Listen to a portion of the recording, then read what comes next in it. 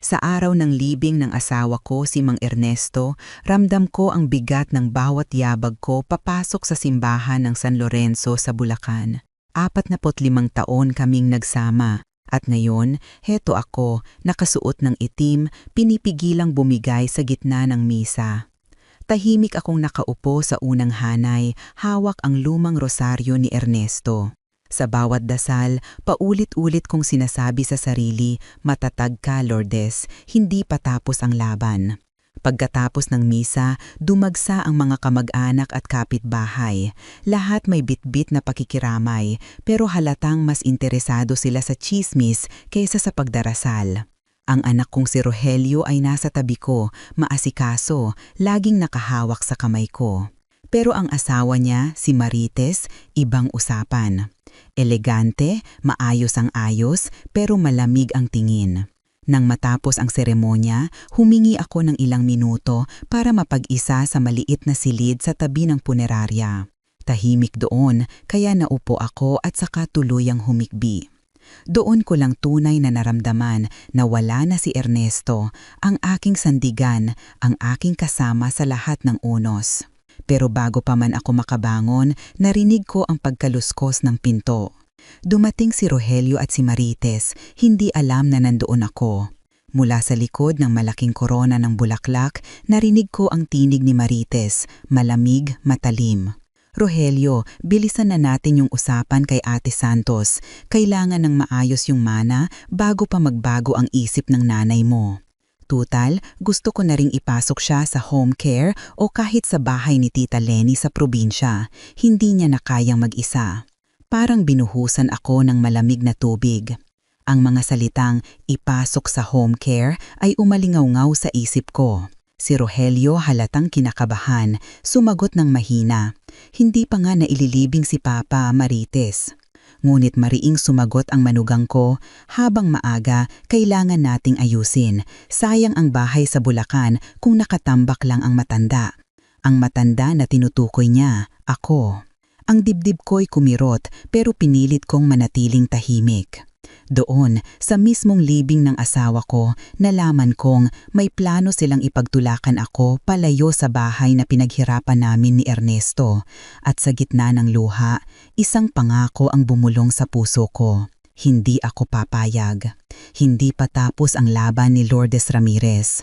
Pagbalik ko sa bahay kinagabihan, tila ibang-iba na ang pakiramdam ng mga dingding na dating puno ng halahakan. Ang bawat sulok ng aming tahanan sa San Isidro, Bulacan ay parang may kalungkutan. Ang lumang bentilador na gawa ni Ernesto ay umiikot pa rin ng marahan at ang amoy ng kanyang pabango ay nanatili sa unan. Lahat ay pahiwatig na kahit wala na siya, naroon pa rin ang kanyang presensya.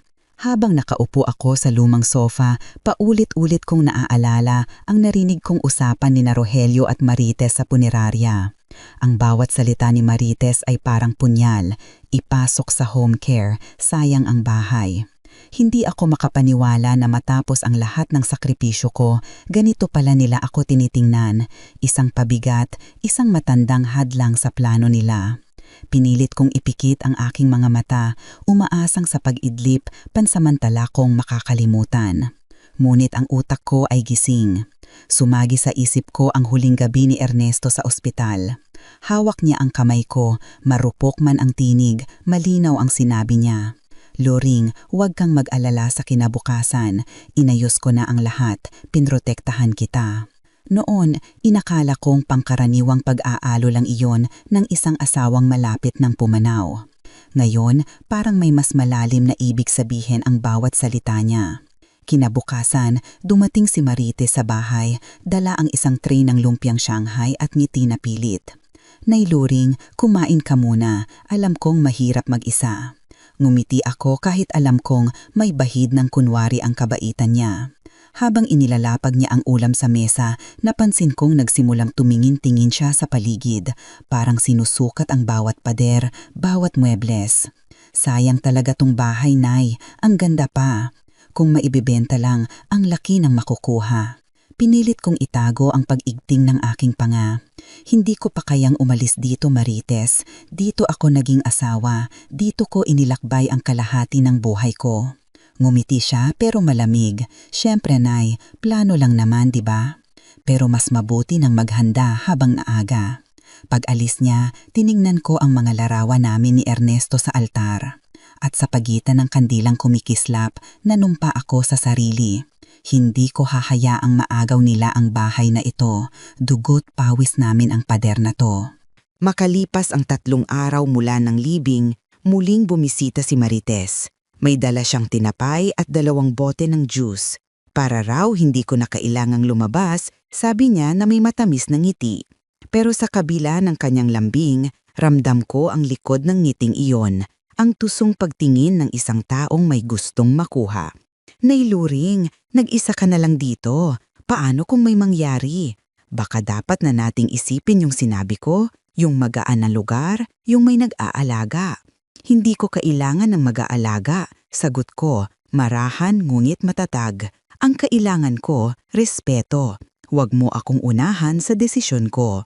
Sandali siyang natahimik pero hindi nagtagal ay ngumiti uli, yung ngiti ng taong sanay manlinlang. Siyempre, Nay, ako lang naman, nag-aalala. Habang nagkakape siya sa harap ko, napansin kong nakasilip siya sa bintana, doon sa bakuran kung saan nakatanim ang mga rosas ni Mang Ernesto. Ang ganda pala ng lupa rito, wika niya. Kung mapapatayan to ng apartment o commercial space, malaki ang kita. Napahinto ako sa paghigop ng kape. Hindi negosyo ang bahay na to, Marites, alaala ito. Ngumiti siya, pilit pa rin. Opo, Nay, alaala. Pero sayang din kung walang silbi. Pag alis niya, halos mabasag ko ang tasa sa inis. Tinawagan ko agad ang anak kong si Rogelio. Rogelio, kinausap ba kayo ni Marites tungkol sa bahay? Tahimik siya sa kabilang linya bago sumagot. Nay, gusto lang niyang plano. Ayaw lang niyang mahirapan ka.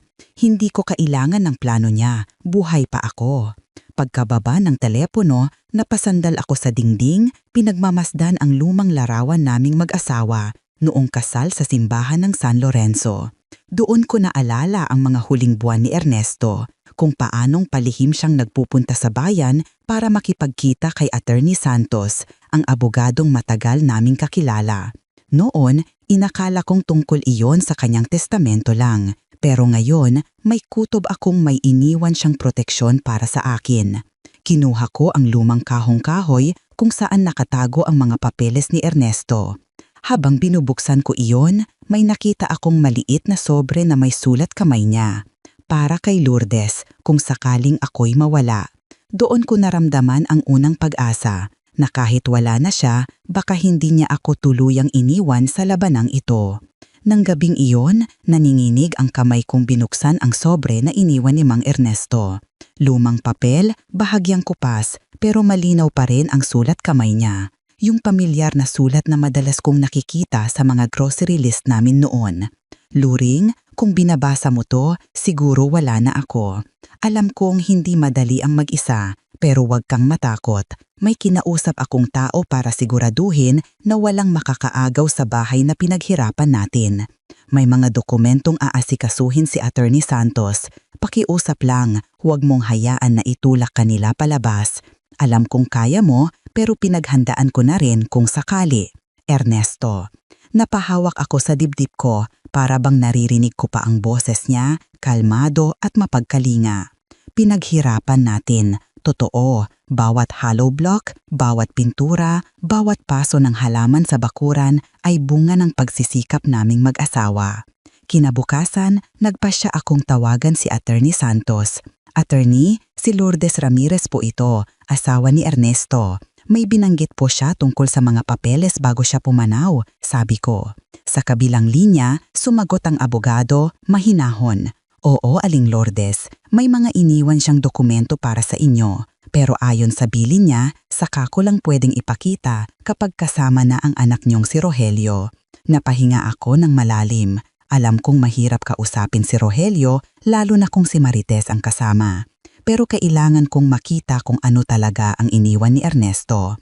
Pagkababa ng telepono, lumabas ako sa bakuran. Ang hangin ng hapon ay malamig, parang yakap ng isang alaala.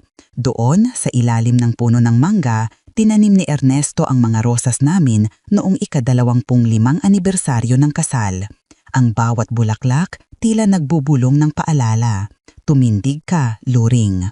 Kinagabihan, dumaan muli si Marites, dala daw mga prutas. Pero pansin kong panay tingin niya sa paligid, parang sinusukat kung saan ilalagay ang mga bagong kurtina kung sakaling siya na ang titira rito. Ang tahimik ng bahay, no, Nay? Kung ako, hindi ko kayain mag-isa dito. Kaya ko, sagot ko, diretso ang tingin. At kung sakali mang may hindi kaya, siguradong may nagplano na para sa akin. Ang asawa kong mas kilala ako kaysa kahit sino. Ngumiti ako. Ngayong alam kong may iniwan si Ernesto, hindi na ako ganap na nag-iisa. Kinabukasan, maagang-maaga akong bumiyahe papuntang bayan. Bitbit ko ang maliit kong bag at ang sobre na iniwan ni Mang Ernesto. Mainit ang araw, pero mas mainit ang kaba sa dibdib ko. Habang nasa jeep papuntang opisina ni Attorney Santos, paulit-ulit kong binabalikan sa isip ang huling gabi namin ni Ernesto. Pinrotektahan kita, sabi niya noon. Ngayon, saka ko lang nauunawaan kung gaano kalalim ang ibig niyang sabihin. Pagdating ko sa opisina ng abogado, sinalubong ako ng sekretarya. Si attorney ay may client pa po, pero maupo muna kayo, Aling Lourdes. Habang naghihintay ako, nakita ko sa mesa ng sekretarya ang isang folder na may pangalan namin ni Ernesto. Parang gusto ko na agad itong buksan, pero pinigilan ko ang sarili. Hindi pa tamang oras. Paglabas ni Attorney Santos sa silid, agad siyang ngumiti. Aling Lourdes, ang bilin sa akin ni Mang Ernesto, siguraduhing nasa maayos kang kalagayan bago ko ipakita ang mga dokumento. Kinuha niya ang folder, maingat na binuksan at inabot sa akin ng isang kopya. Ito po ay kopya ng testamento ni Mang Ernesto, pero ayon sa tagubilin niya, dapat nandoon din ang anak nyo bago natin talakayin ng buo. May partikular daw siyang clause na para lang sa inyo. Parang biglang lumakas ang tibok ng puso ko. Clause? Tanong ko. Oo po, parang espesyal na proteksyon para sa inyo. Hindi ko pwedeng sabihin lahat ngayon, pero sa totoo lang, napakatalino ni Ernesto. Alam niyang may mga posibleng mangyari pagkatapos ng kanyang pagpanaw. Pag-uwi ko, nadatnan ko si Marites sa bakuran, tila abala sa pagkuha ng litrato ng bahay. Marites, ano yung ginagawa mo? Tanong ko. Nagulat siya, halatang hindi inaasahang mahuli.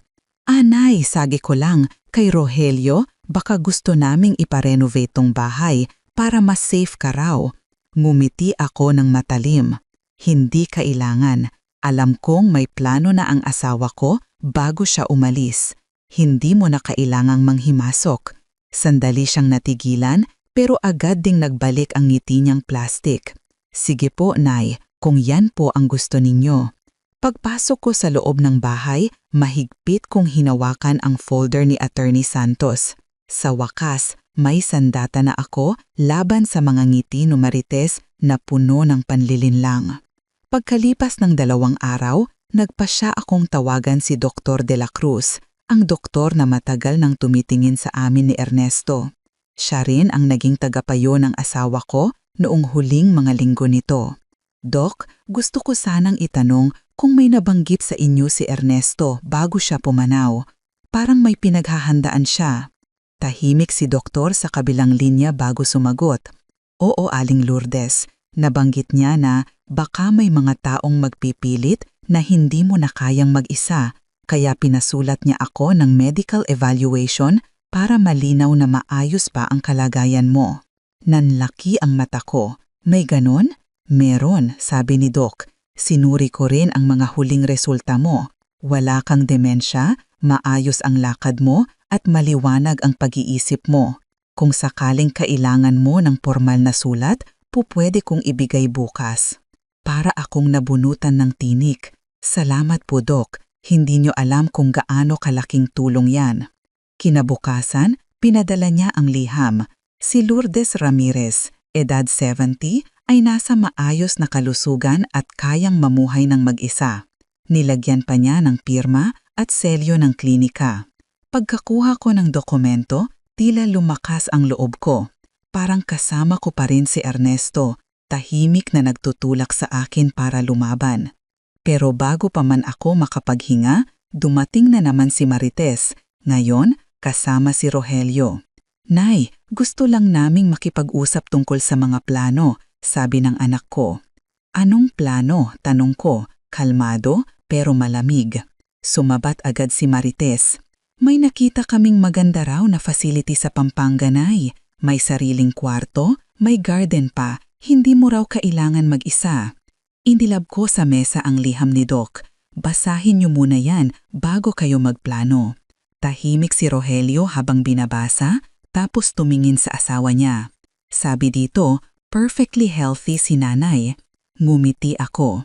At sabi rin diyan, kaya kong tumira mag-isa, kaya walang dahilan para ipilit niyo akong lumipat. Napanganga si Marites, halatang nabigla. Nay, hindi niyo naman kailangang magalit. Hindi ako galit, putol ko. Pinapakita ko lang na marunong pa akong lumaban. Habang lumalabas sila ng bahay, ramdam kong nagsisimula na ang tunayang digmaan, hindi ng lakas ng katawan, kundi ng karapatan. Kinabukasan, parang walang nangyari, muling bumalik si Marites. Ngayon ay may dalang prutas at ngumiti na parang walang masamang sinabi kahapon. Nay Luring, pasensya na po kung medyo napalakas ang tono ko kahapon. Gusto ko lang naman ang makabubuti sa inyo. Pinapasok ko siya, pero hindi ko tinanggap ang prutas. Marites, kung talagang gusto mong makabuti, tigilan mo muna yung pangungulit tungkol sa bahay. Ngumiti siya, yung pamilyar na ngiting may halong yabang. Ay, wala naman akong sinasabi, Nay. Si Rogelio lang naman ang nag-aalala. Kasi po, gusto naming mapayapa kayo. Wala na si Tatay Ernesto. Dapat raw, wag na kayong magpuyat sa bahay na ganito kalaki. Umupo siya sa sopa, parang sariling bahay niya. Panayhimas ng kurtina, tingin sa paligid, tapos sabay sabi, ang ganda talaga ng lugar na to, Nay. Malapit sa bayan, malapit sa kalsada. Kung ipaparenovate ng, milyones ang halaga. Pinanood ko lang siya, tahimik habang kumukulo ang dugo ko. Marites, sabi ko, mababa ang tono. Bawat pader dito, bawat pako, may kasaysayan. Dito kami naghirap, dito rin kami nagtagumpay. Huwag mong sukatin ang bahay na to sa presyo. Natahimik siya saglit, pero hindi pa rin sumuko. Siyempre, Nay, naiintindihan ko yan, pero isipin niyo rin naman si Rogelio at si Clarice. Sayang ang pera kung hindi napapakinabangan. Ngumiti ako, mahina pero matalim. Hindi ko kailangang isipin yan. Asawa ko ang nagplano para sa amin. Alam kong alam mo yon. Nag-iba ang mukha ni Marites. Mula ngiti, naging tikom ang labi. So alam nyo na pala yung tungkol sa testamento? Tanong niya, may halong kaba. Ngumiti ako. Siguro dapat kang kabahan, Marites, kasi hindi mo pa alam ang laman nun, pero ako, unti-unti ko nang nauunawaan. Tumayo siya, halatang nagmamadaling umalis. Sige, Nay, mukhang pagod pa kayo. Babalik na lang ako bukas. Pagkaalis niya, napaupo ako at napangiti ng mapait. Ngayon ko lang nakita kung paano siya kumilos ng may takot. At sa unang pagkakataon, naramdaman kong may laban na akong hawak. Hindi lang liham, kundi ang katotohanang may iniwan, proteksyon si Ernesto laban sa mga taong tulad ni Marites. Tahimik kong binulong sa hangin, Marites, ang laban ay hindi mo na maikakasa ng walang kalaban.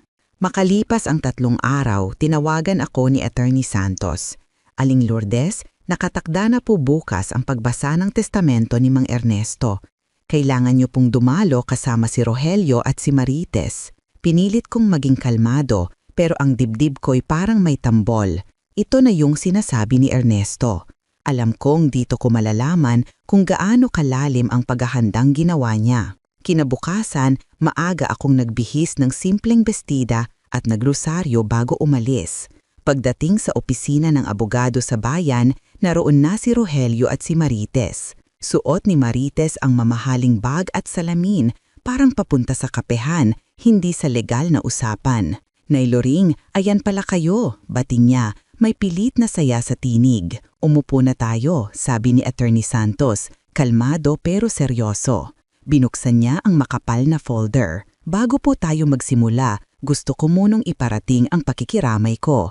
Isa pong marangal na tao si Mang Ernesto. Tumango ako, hawak ang rosaryo. Si Rogelio tahimik lang. Si Marites nakatingin sa dokumento na parabang inaamoy na ang pera. Nagsimula ang abogado. Ayon sa testamento, lahat ng ari-arian ni Mang Ernesto, ang bahay, lupa at laman ng bangko ay pansamantalang mapupunta sa kanyang asawang si Lourdes Ramirez. Siya ang may buong karapatan sa bahay na ito habang siya ay nabubuhay. Napansin kong sumimangot si Marites pero hindi pa tapos si Attorney Santos. Ngunit may dagdag na kondisyon. Kapag si Aling Lourdes ay pinilit, tinakot o inudyukan ng kahit sinong kamag-anak na lisanin ang bahay laban sa kanyang kagustuhan, otomatikong mawawala ang karapatan ng sinumang tagapagmana dito. Ang bahay ay ipagbibili at ang kabuuang halaga ay idodonate sa isang foundation para sa mga matatanda. Tahimik ang silid,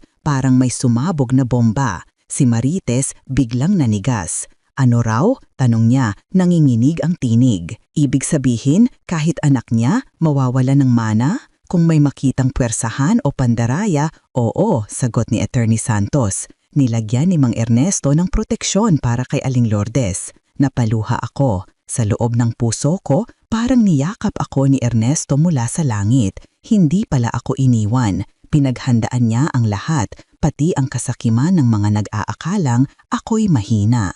Pagkatapos basahin ni Ate Santos ang kondisyon sa testamento, tahimik ang buong silid. Ang tikas ni Marites ay biglang naglaho. Nakapako ang tingin niya sa abogado, parang hindi makapaniwala sa narinig. Hindi naman siguro pwedeng ganon, attorney, sabi niya, pilit na kalmado. Hindi patas na mapumpalahat kay nanay, pamilya rin naman kami. Ngumiti lang si Ate Santos. Ang dokumento po ay malinaw. Habang nabubuhay si Aling Lourdes, siya ang may karapatan sa lahat ng ari-arian. At kung sakaling siya'y mapilitang lisanin ang bahay, mawawala ang inyong karapatan.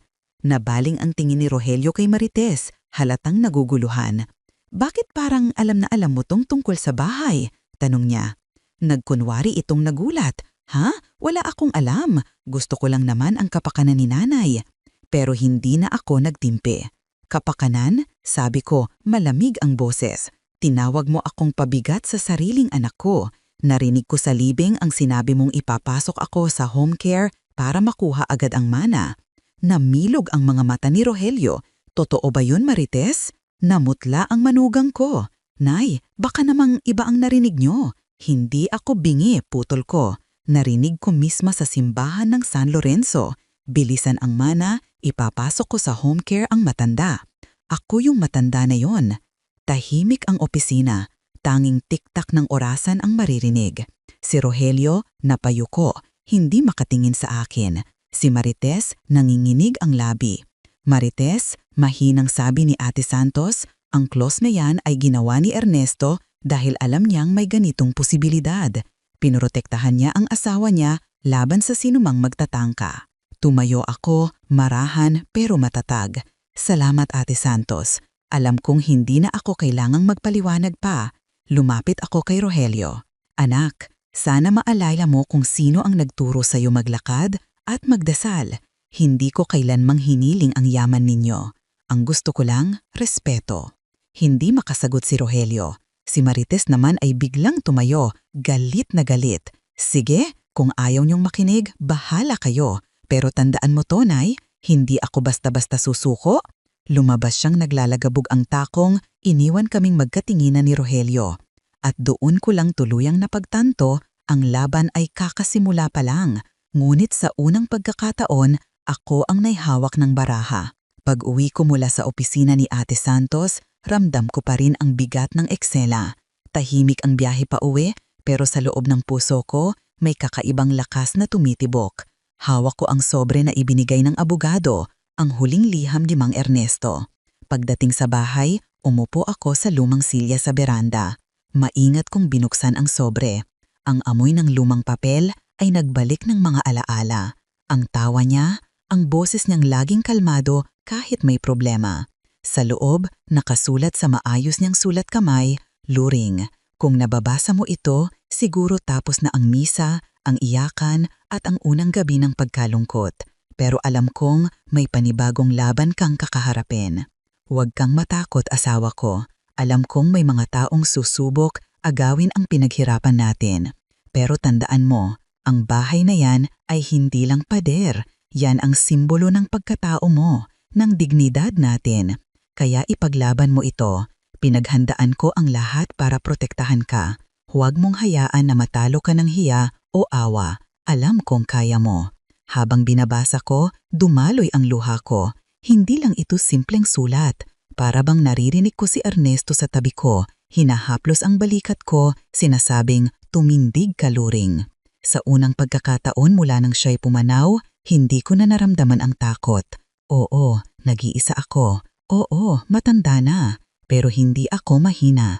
May iniwang lakas si Ernesto, hindi sa pera, kundi sa dignidad. Kinagabihan, dumating si Clarice, ang apo kong nag-aaral sa kolehiyo. Lola, kumusta na po kayo? Tanong niya, habang nilalapag ang dala niyang tinapay. Narinig kong galit na galit si mama kanina sa telepono. Ngumiti ako ng banayad. Clarice, minsan, ang mga tao nagagalit dahil natatalo. Pero hindi ko kailangang gumanti. Ang gagawin ko, ipapakita kong kaya kong tumayo mag-isa. Umupo siya sa tabi ko at mahigpit akong niyakap. Lola, proud ako sa inyo. Ngumiti ako. Anak, hindi pa tapos ang laban. Pero tandaan mo, ang dignidad, kapag maipaglaban mo, yon ang tunay na mana. At sa gabing iyon, habang kumikislap ang kandila sa altar ni Ernesto, alam kong nagsisimula na ang panibagong yugto ng aking katapangan. Pag-uwi ko mula sa opisina ni Ate Santos, ramdam ko pa rin ang bigat ng eksena. Tahimik ang biyahe pa uwi, pero sa loob ng puso ko, may kakaibang lakas na tumitibok. Hawak ko ang sobre na ibinigay ng abogado, ang huling liham ni Mang Ernesto.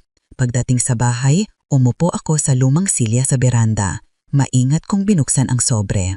Ang amoy ng lumang papel ay nagbalik ng mga alaala. Ang tawa niya, ang boses niyang laging kalmado kahit may problema. Sa loob, nakasulat sa maayos niyang sulat kamay, Luring, kung nababasa mo ito, siguro tapos na ang misa, ang iyakan at ang unang gabi ng pagkalungkot. Pero alam kong may panibagong laban kang kakaharapin. Huwag kang matakot, asawa ko. Alam kong may mga taong susubok, agawin ang pinaghirapan natin. Pero tandaan mo, ang bahay na yan ay hindi lang pader. Yan ang simbolo ng pagkatao mo, ng dignidad natin. Kaya ipaglaban mo ito. Pinaghandaan ko ang lahat para protektahan ka. Huwag mong hayaan na matalo ka ng hiya o awa. Alam kong kaya mo. Habang binabasa ko, dumaloy ang luha ko. Hindi lang ito simpleng sulat. Para bang naririnig ko si Ernesto sa tabi ko, hinahaplos ang balikat ko, sinasabing, tumindig ka, Luring. Sa unang pagkakataon mula nang siya'y pumanaw, hindi ko na naramdaman ang takot. Oo, nag-isa ako. Oo, matanda na. Pero hindi ako mahina. May iniwang lakas si Ernesto, hindi sa pera, kundi sa dignidad. Kinagabihan, dumating si Clarice, ang apo kong nag-aaral sa kolehiyo. Lola, kumusta na po kayo? Tanong niya, habang nilalapag ang dala niyang tinapay. Narinig kong galit na galit si mama kanina sa telepono. Lumiti ako ng banayad. Clarice, minsan, ang mga tao nagagalit dahil natatalo. Pero hindi ko kailangan gumanti. Ang gagawin ko, ipapakita kong kaya kong tumayo mag-isa. Umupo siya sa tabi ko at mahigpit akong niyakap. Lola, proud ako sa inyo. Ngumiti ako. Anak, hindi pa tapos ang laban. Pero tandaan mo, ang dignidad, kapag naipaglaban mo, yon ang totoong mana. At sa gabing iyon, habang kumikislap ang kandila sa altar ni Ernesto, alam kong nagsisimula na ang panibagong yugto ng aking katapangan. Iyon, may dala pang sobre. Halata sa mukha niyang pagod at balisa. Nay, kailangan nating mag-usap, sabi niya agad pagpasok. Pinaupo ko siya sa sala, habang si Clarice na may tahimik lang na nakikinig sa gilid. Nay, sabi ni Rogelio, mabigat ang tinig. Galit na galit si Marites kagabi. Sinisisi niya ako. Sabi niya, niloko daw kami ni tatay sa testamento. Napangiti ako ng mapait.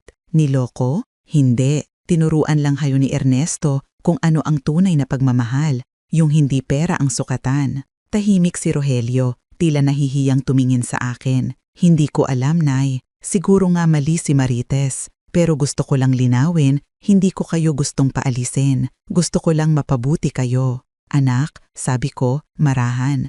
Ang mabuting hanggaran ay hindi kailangang dumaan sa kasinungalingan. Alam kong ikaw yung batang tinuruan kong magdasal bago matulog. Hindi yung lalaking ngayon ay pinapaikot ng asawa. Napayuko siya. Pasensya na po, Nay. Si Clarice biglang nagsalita. Papa, alam niyo bang narinig ko si Mama kagabi sa telepono? Kinausap niya yung broker na kakilala niya. Sabi niya, kung mapipilit daw si Lola na lumipat, mabilis daw maibebenta ang bahay. Napatayo ako, gulat, pero hindi na tuluyang nagulat. Kinausap na pala niya ang broker, bulalas ko, si Rogelio, nanlaki ang mga mata.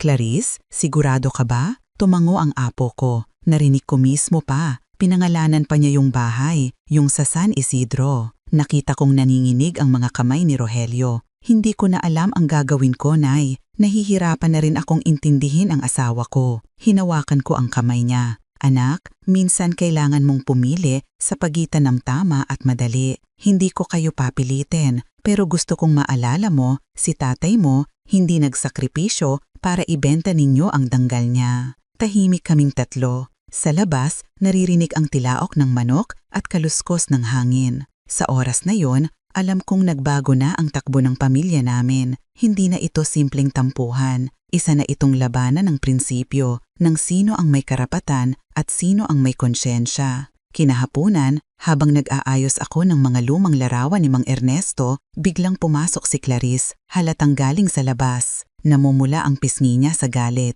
Lola, sabi niya, nakita ko si Mama sa labas, kausap yung broker na sinasabi ko kahapon. Dito mismo sa harap ng gate, halos malaglag ang hawak kong frame. Ano? Tumakbo si Clarice palabas, kaya sinundan ko siya. Sa tapat ng gate, nandoon nga si Marites. Naka-cellphone, hawak pa ang papel na parang kontrata. Nang makita kami, agad siyang ngumiti na parang walang mali. Clarice, nailuring, nagkataon lang na nadaan ako rito.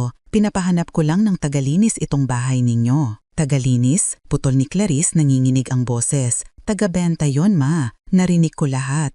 Napalunok si Marites, pero mabilis siyang nakabawi. Anak, hindi mo naiintindihan. Plano lang ito. Hindi pa naman final. Lumapit si Clarice, diretso ang tingin sa ina niya. Plano? Ibebenta mo ang bahay ng lola mo habang buhay pa siya? Habang ako mismo ang nakatira rito? Nag-iba ang mukha ni Marites, nagiging matigas. Clarice, bata ka pa para makialam. Hindi mo alam kung gaano kahirap magplano para sa pamilya. Lahat nanto, ginagawa ko para sa future mo. Sumagot si Clarice ng walang alinlangan. Kung ganito ang future na gusto mo, yung apihin ang matanda at kunin ang hindi mo papag-aari, ayoko na. Hindi pera ang kailangan ko, Mama. Disenteng pangalan ang gusto kong ipagmalaki. Tahimik ako pero tumatagos ang bawat salita ng apo ko. Si Marites, napahinto, halatang natamaan. Clarice, bulong niya pero hindi na siya sinagot ng anak niya. Lola, sabi ni Clarice, humarap sa akin,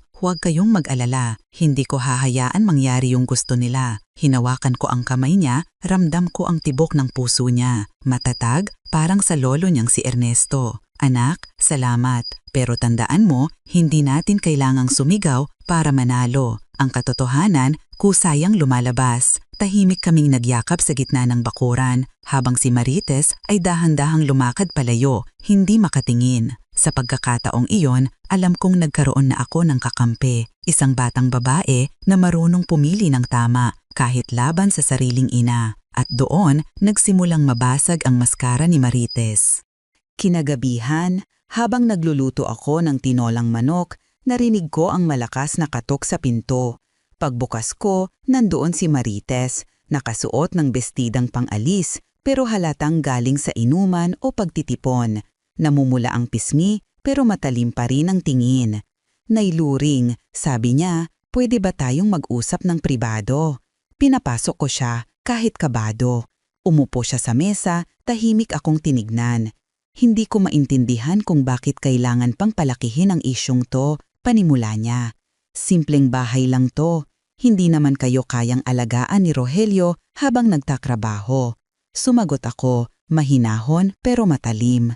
Hindi mo kailangang alagaan ako, Marites. Hindi ako pabigat. Kaya ko ang sarili ko. Napangiti siya, mapait. Hindi niyo alam kung gaano kahirap ang magtaguyod. Hindi lang tungkol sa pera to, Nay. Gusto ko lang maayos ang kinabukasan ng pamilya ko.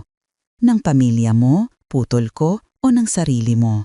Tumahimik siya, pero mabigat. Ano bang gusto niyong palabasin? Tanong niya, halos pabulong. Na hindi ko bulag, Marites, sagot ko. Narinig ko ang mga plano mo, nakita ko ang kilos mo. Alam kong gusto mong makuha ang bahay. Pero bago mo pa man ako paalisin, tandaan mong bawat pader na ito may pangalan ni Ernesto. Tumayo siya, halatang naiiyak pero pinipigil. Nay, hindi ako kalaban niyo, pero ayoko rin na mawalan ng direksyon si Rogelio. Kailangan naming magplano. Kung ako, hindi ako makapaghintay sa mga pagbabago. Gusto ko agad-agad. Agad-agad? Tanong ko, kahit tapakan ng danggal ng matatanda. Nilingon niya ako at sa unang pagkakataon, nakita ko ang pagod sa mata niya. Hindi lang kasakiman kundi takot. Hindi ko gustong maging masama, Nay, pero sanay na akong walang pinaniniwalaan kundi sarili ko. Hinawakan ko ang rosaryo sa bulsa ko. Kung ganon, simula ngayon, maniwala ka na may mga taong lumalaban hindi dahil sa yaman kundi dahil sa alaala. Dito, sa bahay na to, nakatago ang pagmamahal na hindi kayang tumbasan ng pera. Hindi siya sumagot. Tumalikod siya, tahimik na lumabas ng pinto. At sa paglapit ko sa altar ni Ernesto, bulong ko, hindi ko alam kung sino ang talagang sugatan sa laban na to. Ako o si Marites na walang direksyong puso. Lumipas ang ilang araw, pero ramdam ko ang bigat ng tensyon sa hangin. Si Rogelio ay bihira ng dumaan, halatang nasa gitna siya ng dalawang apoy. Ang ina niyang gustong protektahan at ang asawang ayaw magpatalo. Si Marites naman hindi na dumarating ng walang dahilan. Tuwing pumupunta siya, may dalang dokumento, resibo o kung minsan ay kunwaring listahan ng mga gastusin. Isang tanghali, dumating siya habang nagwawalis ako sa bakuran. Nay, may gusto lang sana akong ipakita, sabi niya, sabay abot ng papel. Ito yung estimated value ng bahay ngayon. Tingnan nyo, halos doble na sa presyo noong isang taon. Kung ibebenta natin ngayon, siguradong malaki ang makukuha. Tumingin ako sa kanya diretsyo. Bakit mo yan pinapakita sa akin, Marites? Para ma-realize nyo po na sayang kung hindi natin pagkakakitaan, sagot niya. Sa edad nyo, dapat relax na kayo, hindi nag-aasikaso ng bahay. Ngumiti ako, mahina pero puno ng bigat. Relax ako, Marites, kapag alam kong nasa bahay ako na pinaghirapan ko. Ang hindi nakakapag-relax ay ang mga taong hindi makatulog sa pag-iisip kung paano nila makukuha ang hindi kanila. Napatigil siya, napayuko sandali, pero hindi pa rin siya umatras. Nay, bakit pa ang hirap niyong intindihin? Kung tutuusin, pareho naman nating gusto ang kapayapaan. Ayoko lang kayong mag-isa dito. Kapayapaan? Tanong ko. O kontrol? Tahimik siya. Ang hangin sa pagitan naming dalawa ay mabigat, parang bagyong naghihintay ng kidlat. Maya-maya, dumating si Clarice, bagong gising at agad na nakahalata sa tensyon. Ma, anong ginagawa niyo rito? Tanong niya malamig. Akala ko malinaw na sa lahat. Hindi ibebenta ni Lola ang bahay. Umismid si Marites pero kita ko ang pagkailang sa mata niya. Hindi naman ako nangaaway, nagpapaliwanag lang ako. Hindi mo kailangang magpaliwanag, singit ko. Alam ko na ang totoo. Hindi mo kailangang umikot-ikot sa dahilan. Alam kong sa bawat ngiti mo may binabalak. Sandaling katahimikan. Pagkatapos ay tinalikuran ako ni Marites at lumakad palabas ng gate. Sa likod niya, nakita kong naninginig ang kamay niya. Hindi dahil sa galit, kundi sa takot. At doon ko napagtanto, ang laban namin ay hindi sigawan, kundi tahimik na digmaan ng kalooban. Kung sino ang may pusong tunay na matatag. Kinabukasan ng gabi, dumating si Rogelio. Tahimik siyang pumasok sa bahay, may daladalang supot ng pandesal at kape. Nay, sabi niya, pwede ba tayong mag-usap? Kita ko sa mukha niya ang pagod at bigat ng loob. Umupo kami sa lumang mesa sa kusina, ang parehong mesa kung saan kami madalas maghapunan noong bata pa siya. Tahimik muna siya bago nagsalita. Nay, Gusto kong humingi ng tawad. Hindi ko alam na umabot na sa ganitong gulo. Si Marites, hindi ko na maintindihan. Araw-araw niyang binabanggit yung bahay.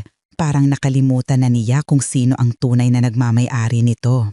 Tinitigan ko ang anak kong, minsang matapang, pero ngayoy parang batang naliligaw. Anak, sabi ko, marahan, hindi mo kailangan humingi ng tawad sa akin. Pero gusto kong itanong, kailan mo huling ipinaglaban kung ano ang tama? Napayuko siya. Hindi ko alam kung kaya ko pa, Nay. Pag nagalit si Marites, parang gumuho lahat. Natatakot ako na lalong magulo ang pamilya namin. Huminga ako ng malalim. Rogelio, minsan kailangan mong pumili, hindi kung sino ang mas malakas, kundi kung sino ang mas tama. Si tatay mo, alam niyang darating ang ganitong panahon, kaya nilagyan niya ng proteksyon ang testamento. Hindi para agawan ka, kundi para turuan kang tumayo. Nakatingin lang siya sa tasa ng kape, parang gustong maiyak. Nay, hindi ko sinasadyang mapabayaan kayo, pero pakiramdam ko, lumalayo na rin sa akin si Clarice dahil sa mga nangyayari. Lumapit ako, hinawakan ko ang kamay niya. Anak, ang distansya sa pamilya hindi nasusukat sa bahay na tinitirhan. Nasusukat yan sa tapang na ipagtanggol ang tama. Si Clarice may lakas ng loob dahil yan ang nakikita niya sa lolo't lola niya. Huwag mong hayaang mawala sa kanya yung halimbawa ng ama na matuwid. Tumango siya, mabagal pero buo. Nay, susubukan kong ayusin lahat. Kakausapin ko si Marites, hindi ko hahayaang masira tayo. Ngumiti ako, may bahagyang ginhawa sa dibdib. Salamat, Rogelio. Hindi ko kailangan manalo sa laban. Ang gusto ko lang, maalala ka kung saan ka galing. Habang palabas siya ng bahay, naramdaman kong may maliit na liwanag na bumalik. Siguro, sa wakas, nagsisimula na ring bumalik ang anak kong matagal nang nawala sa asawa niya. Kinabukasan, dumating si Clarice galing unibersidad, pagod pero masigla. Pagpasok pa lang niya sa bahay, ngumiti siya at nagsabing, "Lola, may gusto sana akong sabihin." Nakaupo ako noon sa veranda, naggaganchilyo ng bagong kurtina, kaya pinaupo ko siya sa tabi ko. "Ano yun, apo?" Huminga siya ng malalim. "Lola, nagpaalam na ako kay Papa. Pagpasok ng susunod na semester, lilipat ako rito. Ayoko na sa dorm." Napatigil ako sa ginagawa ko. "Ha? Bakit naman, Clarice? Hindi ba mas maganda sa dorm, malapit sa campus?" Umiling siya, determinado. "Hindi po, Lola. Dito ako mas gusto. Malapit lang naman sa school. At least may kasama kayo. Hindi ko kayang isipin na nandito kayong mag-isa habang si Mama kung ano-ano ang iniisip." Napangiti ako, pero agad ding umiling. "Anak, ayokong maging hadlang sa buhay mo. Ang college ay para sa mga bagong karanasan, kaibigan, kalayaan, kabataan." Ngumiti siya, ngunit mariin ang tono. "Lola, hindi ko tatalikuran yung kalayaan ko. Gusto ko lang gamitin yon sa tama. At kung may dapat akong piliin ngayon, yung mapayapang bahay niyo ang pipiliin ko." Tahimik akong napatingin sa kanya. Sa kanyang mga mata, nakita ko ang parehong tapang na dati kong nakikita kay Ernesto. Ang tapang na tahimik pero totoo. "Sigurado ka ba, apo?" tanong ko. Tumango siya. "Oo po. At saka, ayoko ring makita kay Mama yung pakiramdam na siya lang ang may boses. Gusto kong ipakita na kaya naming tumindig sa tama kahit mag-isa." Natawa ako kahit may luha sa mata ko. "Mukhang may lahi ka nga sa lolo mo." "Siguro nga, Lola," sagot niya, sabay yakap sa akin. "Pero wag kang mag-alala. Ako na bahala sa lahat. Magiging magaan ulit tong bahay na to. Gagawin nating masaya, hindi malungkot." Habang yakap ko siya, naramdaman ko ang init ng pag-asa. Isang bagay na matagal ko nang hindi naramdaman. Hindi ko man alam kung anong bagyong darating pa. Alam ko, sa piling ng apo kong ito, hindi ako kailanman muling magiging mag-isa. At sa sandaling iyon, tiyak ko sa sarili ko, ang bahay na pinaglaban ni Ernesto ay muling magkakaroon ng buhay. Hindi dahil sa yaman, kundi dahil sa pagmamahal na ipinamana niya sa amin. Isang linggo matapos magpasya si Clarice na lumipat, dumating muli si Marites, ngayong kasama si Rogelio. Pagbukas ko ng pinto, agad kong naramdaman ang bidat ng hangin. Ang mga ngiti nila ay pilit, parang may kinikimkim. Nay, panimula ni Rogelio, gusto lang naming pag-usapan ng maayos ang lahat. Umupo kami sa sala. Si Clarice ay bumaba mula sa itaas, dala ang notebook niya, pero halatang ayaw iwanang mag-isa ako. Ano bang kailangang pag-usapan? Tanong ko. Sumingit agad si Marites.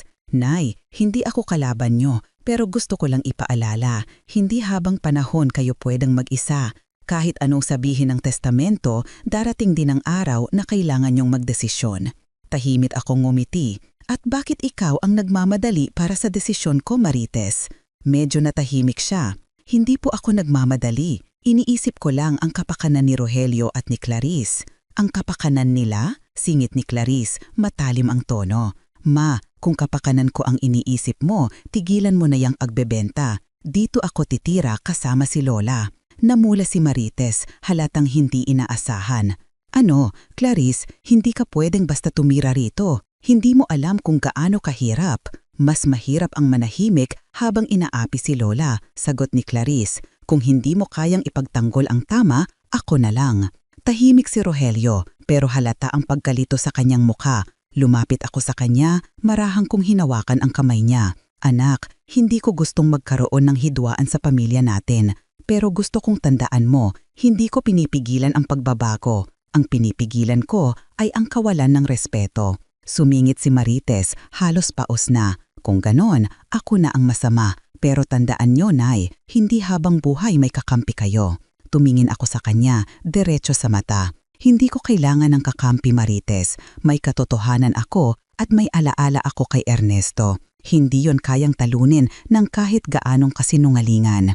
Tahimik ang lahat. Si Clarice ay lumapit at hinawakan ang balikat ko. Si Rogelia ay napayuko, parang napahiya sa sarili. At sa sandaling iyon, alam kong hindi lang bahay ang pinoprotektahan ko, kundi ang natitirang dangal ng pamilyang muntik ng masira ng kasakiman. Pagkalipas ng ilang araw mula sa mainit na pagtatalo, tahimik ang bahay. Si Marites ay hindi na muling nagpakita, habang si Rogelio Leman ay paminsan-minsan na lang dumadaan. Laging abala pero may sinserong paghingi ng tawad sa bawat pag-alis niya. Si Clarice ay tuluyan ng lumipat, dala ang ilang kahon ng libro at ngiti na nagbibigay liwanag sa buong bahay. Isang umaga, kumatok si Ate Santos. Aling Lourdes, sabi niya, may nais lang akong ipaalam. Tinawagan ako ni Marites kahapon. Sinubukan niyang ipasuri ang testamento ni Ernesto pero napatunayan naming valid at legal ang lahat ng nilalaman. Hindi niya ito pwedeng baliktarin. Ngumiti ako, marahan pero puno ng ginhawa. Salamat, attorney. Hindi ko naman gusto ang gulo, pero salamat dahil naipagtanggol ninyo ang asawa kong wala na. Si Mang Ernesto po ang dapat pasalamatan, sagot ng abogado. Hindi siya nagkulang sa paghanda. Pag-alis niya, naupo ako sa veranda at minasdan ang mga rosas ni Ernesto. Naisip ko, kung nandito siya, siguro tatawa lang siya at sasabihing, kita mo, sinabi ko na sa'yo, Luring, matatag ka. Dumating si Clarice, may bitbit na 2 tasa ng kape. Lola, tapos na ang gulo, no? Tanong niya, sabay upo sa tabi ko. Siguro, sagot ko, pero minsan kahit tapos na ang laban, may sugat pa rin na kailangang maghilom. Hindi bali, Lola, sabi niya. Ang mahalaga, nanalo kayo, hindi sa pera, kundi sa respeto. Ngumiti ako. Anak, sa totoo lang, hindi ako ang nanalo. Tayong lahat ang nanalo kasi natuto tayong pumili ng tama. Habang uminom kami ng kape, narinig namin ang teksto ng cellphone ni Clarice. Si papa raw niya, si Rogelio, ay papunta para magdurot ng hapunan. Lola, sabi niya, siguro ito na yung simula. Baka unti-unti nang maayos ang lahat. Tumingala ako sa langit kung saan tila tanaw ko ang ngiti ni Ernesto.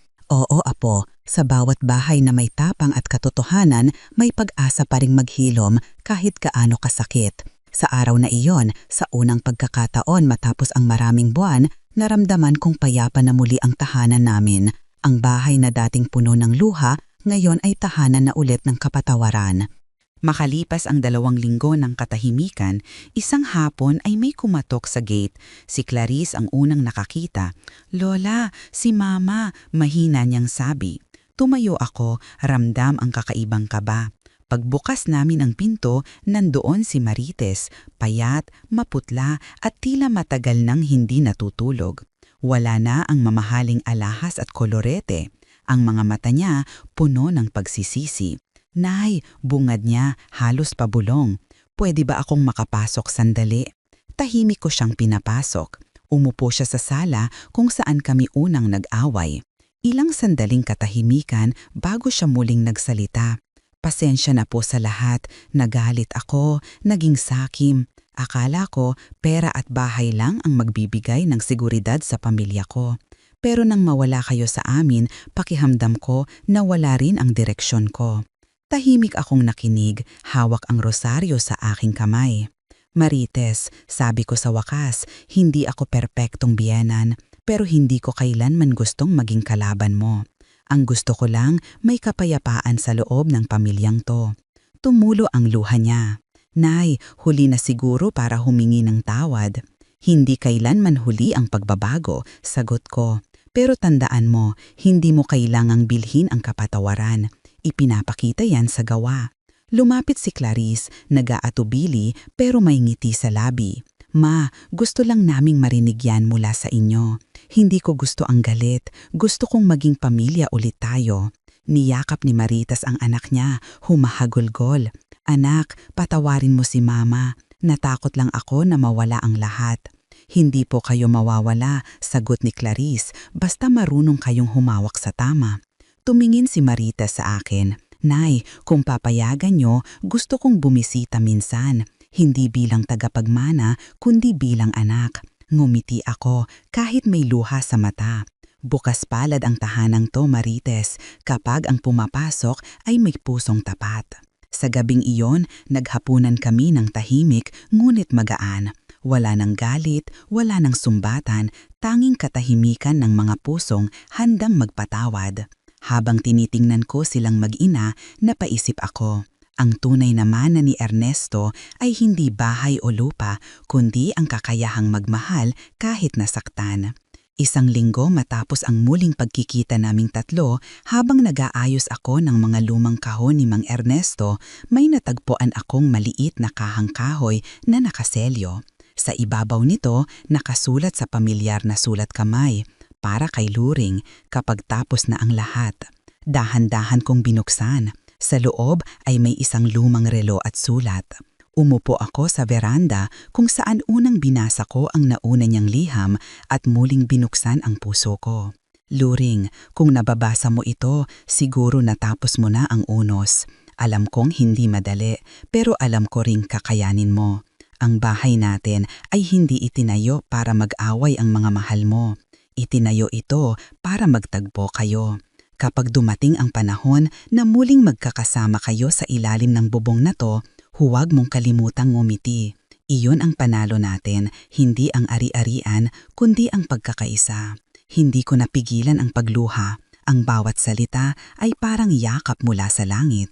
Ilang saglit pa, dumating sina Clarice, Rogelio at pati si Marites, may dalang pagkain. Lola, sabi ni Clarice, nagluto si Mama ng tinola. Sabi niya, gusto niyang bumawi. Ngumiti ako, tinatago ang liham sa dibdib. Sakto, gusto kong magbahagi ng isang bagay. Ipinakita ko ang kahon at binasa ang bahagi ng sulat ni Ernesto. Habang binabasa ko, tahimik lang silang nakikinig hanggang sa dulo na puno ng luha ang mga mata ni Rogelio. Nay, sabi niya, lahat ng sinabi ni tatay, totoo. Nakalimutan naming pahalagahan ang mga bagay na hindi nabibili. Lumapit si Marites, mahigpit akong niyakap. Salamat po, Nay. Salamat sa pagtanggap sa kabila ng lahat. Walang anumang anak, sagot ko. Ang mahalaga, natapos ang laban nang walang talo dahil lahat tayo natuto. Habang kumakain kami sa ilalim ng liwanag ng lumang bombilya, naramdaman kong muli ang katahimikan ng tahanan. Sa bawat tawanan at mahinang kwento, para bang naririnig ko ang tinig ni Ernesto na bumubulong. Ayan, Luring, tahanan na ulit yan. At doon ko napagtanto. Ang tunay na tagumpay ay hindi nasusukat sa perang naiwan, kundi sa kapayapaang ibinuga ng pagpatawad. Ang bahay na minsang naging simula ng gulo, ngayon naging simbolo ng bagong pag-asa at ng walang hanggang pag-ibig.